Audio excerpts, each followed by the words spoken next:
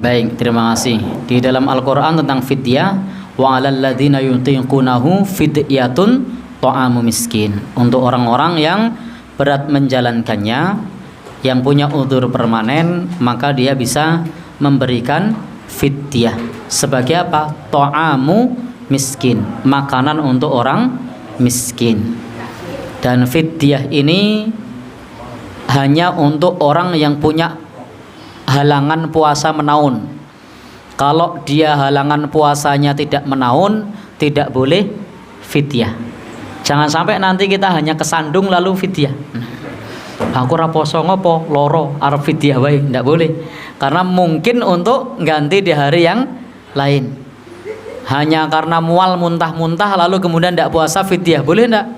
Ndak boleh. Besok masih bisa menggantikan di hari yang lain. Tapi ibu yang hamil menyusui, itu halangannya menaun. Hamilnya 9 bulan, menyusunya 2 tahun, hampir 3 tahun. Itu bisa fidyah. Apalagi TBC, program sakit penyembuhannya menaun, bisa fidyah. Bekerja di pekerjaan yang keras dan itu tiap hari masuk, maka bisa fidyah karena kerja kerasnya menaun. Nah, tapi kalau tidak itu tidak boleh. Nah, berapa nilainya fidyah ini? Fidyatun ta'amu miskin ini nilainya adalah satu muddan minat ta'am, 1 mud makanan. 1 mud kalau menurut kriteria Muhammadiyah, 1 mud itu 6 on. Kalau mud Madinah itu 7 on sekian. Jadi 6 on setiap hari yang ditinggalkan itu memberikan 6 on beras. Karena beras ini beda dengan kurma. Kalau kurma itu langsung bisa dimakan. Kalau beras bisa dimakan belum? Belum. Maka beras plus lauknya. Lauknya menyesuaikan saja. Berapa? Sesuai yang biasa kita makan. Kira-kira berapa? Mau 5.000 apa 10.000? Dan bisa dibayarkan setelah puasa yang dilewati. Bisa dibayarkan setelah puasa yang dilewati. Jadi tidak boleh membayar fidyah sementara puasanya belum dilewati. Ini fidyah saya tahun depan, tidak boleh. Jadi puasa dilewati dulu, bisa dibayarkan tiap sore, bisa pula dibayarkan nanti setelah Ramadan selesai. Jadi berupa makanan pokok, karena tidak bisa langsung dimakan, bisa plus biaya lauknya. Kemudian kalau berupa makanan matang bisa enggak? Bisa. Hadis sahabat Anas bin Malik menjelaskan bahwasanya saat itu sahabat Anas mengundang orang untuk makan di rumahnya. Kalau untuk makanan yang siap saji itu cukup 1 porsi. Itu dalam riwayat sahabat Anas bin Malik. Ini 1 orang diberikan nasi ayam misalnya 1 porsi plus es teh misalnya. Lalu diberikan. Karena 30 hari maka harus nyari orang 30. Nah, boleh enggak? Boleh. Jadi ada beberapa cara. Yang ketiga ada fatwa dari MUI yang terbaru. Kemarin saya baca di surat kabar harian. Itu untuk wilayah DIY. Karena nanti wilayah yang lain bisa jadi berbeda. Untuk wilayah DIY, fidyah itu ada 3 ketentuan yang diedarkan oleh MUI. Untuk pertama adalah klaster mampu. Jadi kalau MUI ini fatwanya pakai uang, fatwa MUI.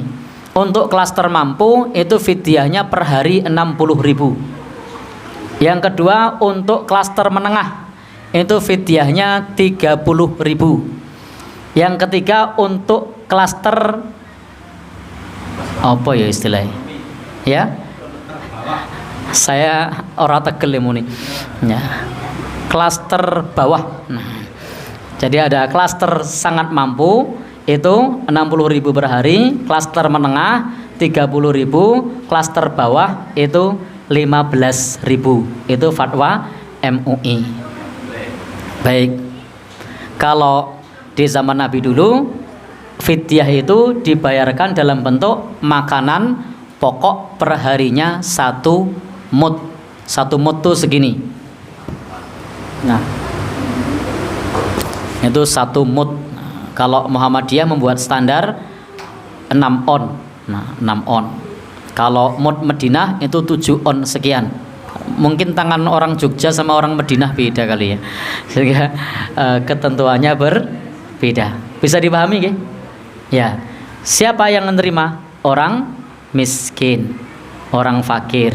Jadi di situ jelas ayatnya ta'amu miskin. Jadi kalau bukan miskin, bukan fakir, tidak boleh dikasih.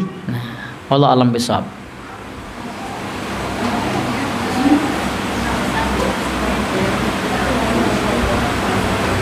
Baik, seandainya sudah fidyah, apa perlu qadha? Baik. Jadi ini jam 9 lebih tidak apa-apa ya.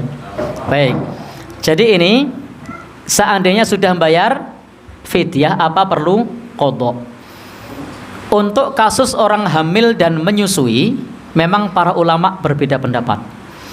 Dalam mazhab Hanafi, bahwa orang yang hamil dan menyusui itu cukup qadha saja, tidak perlu fidyah. Dalam mazhab Hambali dan mazhab Syafi'i, dia qadha dan fidyah. Di tahun itu fidyah, dan nanti kalau sudah ada waktu bisa di qadha. Nanti ada rinciannya di dalam mazhab Syafi'i dan mazhab Hambali. Khawatir karena siapa? Tapi intinya ketika seseorang hamil dan menyusui, dia bisa fidyah pada saat tahun tersebut dan bisa qadha pada saat nanti sudah mampu mengqadha. Nah, kalau di Muhammadiyah itu cukup fidyah saja jika tidak mampu untuk mengqadha, menggunakan athar dari sahabat Ibnu Abbas. Begitu nggih? Jadi cukup fidyah saja, tidak perlu qadha. Tetapi memang kita mengakui dalam mazhab Syafi'i dan mazhab Hambali ada pendapat qadha dan fidyah, yakni fidyah dulu kemudian qadha di waktu yang lain. Begitu nggih? Nah, jenengan mau fidyah sama qadha atau fidyah saja atau qadha saja? Ya. Nah, di dalam mazhab Hanafi tadi qadha saja. Kalau di Muhammadiyah, kalau memang tidak mampu, halangannya menaun, ya fidyah saja, karena rukhsah itu meringankan bukan memberatkan. Wallahu a'lam bishawab.